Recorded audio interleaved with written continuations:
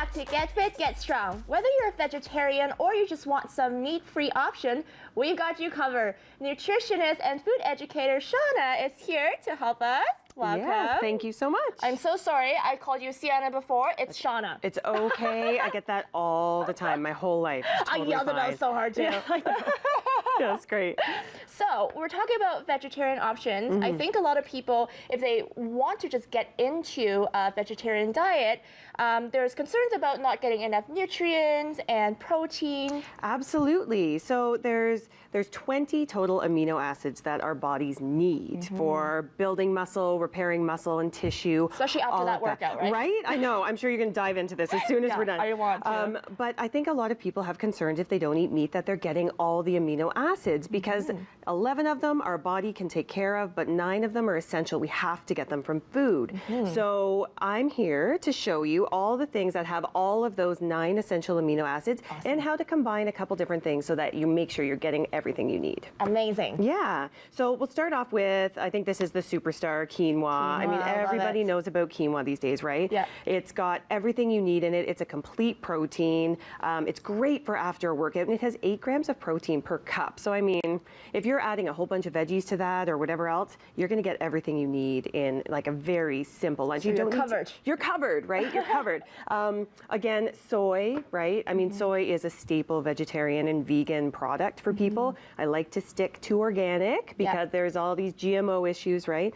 But soy has like 10 to 15 grams of protein per half a cup, right? So it's amazing. And the harder protein the harder tofu that you get, like firm, extra firm, you're going to get more protein. Okay. So it waver depending on what kind of tofu that you get. I like the firm ones because you could like stir fry it. Yeah. It's easy. Yeah, and you can marinate it, right? You can make it taste like whatever you want. You can make it sweet, you can make it savory. It's a really good option, and especially for people that want that kind of meaty texture, if you're trying to replace that meat, soy and tofu and tempeh are really great options as far as that.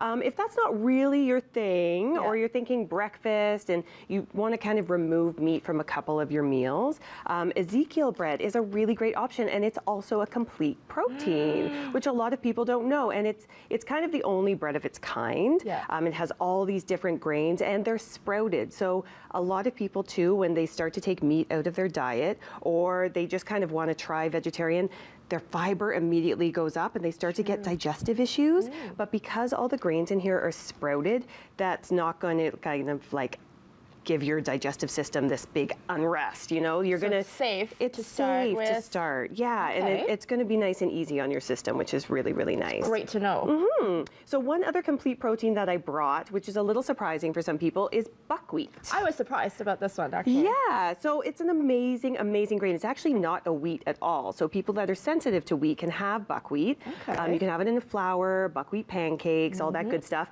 But you can also just cook it like a rice and have it as a side dish, or I love to make an oatmeal out of it for the morning, and it's a really hearty, great grain that's going to fill you up and give you all those amino acids that you need. So you just cook it? Yeah, just boil it up. It takes a while to cook because it is kind of a big, hearty grain, but it is really tasty, and you can just cook it like oatmeal. You can add a little cinnamon, a little vanilla, and you're good to go. Okay. Yeah, especially after like a workout like that. If you do your workout first thing in the morning and have that, you're covered. You're repaired. Yes. So a couple of the other things I brought are incomplete proteins, but when you combine them, you've got everything you need. And I think people, especially when they are trying to go a little bit more meatless, are concerned about getting all those proteins at every meal. So I like to tell people that kind of look at your nutrition in a day, not necessarily at every single meal getting all your amino acids. It's okay if you get some at breakfast, some at lunch, some at a snack. If your whole day you're getting them all, your body's going to take what it needs and use it properly. It's amazing what your body can do. So kind of a classic combination is rice and beans, used all over the world because they're really inexpensive. And they're a great combo to put together and a really easy lunch or dinner. You know, you can add a ton of other stuff to it. Just on the side, you know, fills you up. And you've got everything you need. No meat, you know, it's fantastic. Another kind of version of rice and beans is hummus and pita. You're getting your grains, you're getting, you know, your beans, your chickpeas in there, and that's an awesome snack. I mean, who doesn't love chickpeas and hummus and pita?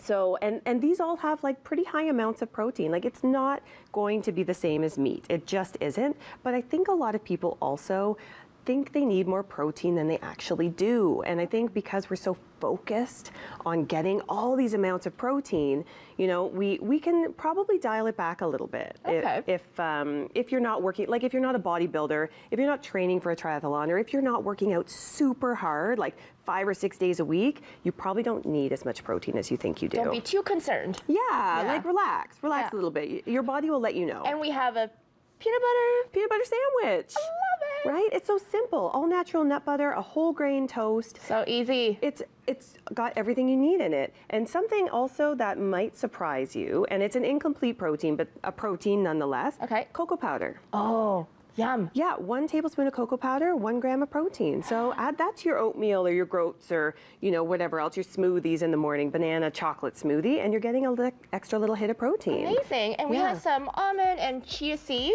Yeah, so Those are hemp awesome as seeds, well. chia seeds. Hemp seeds I love in particular. They're an incomplete protein, but if you at some point in the day have some fruit, you're good to go.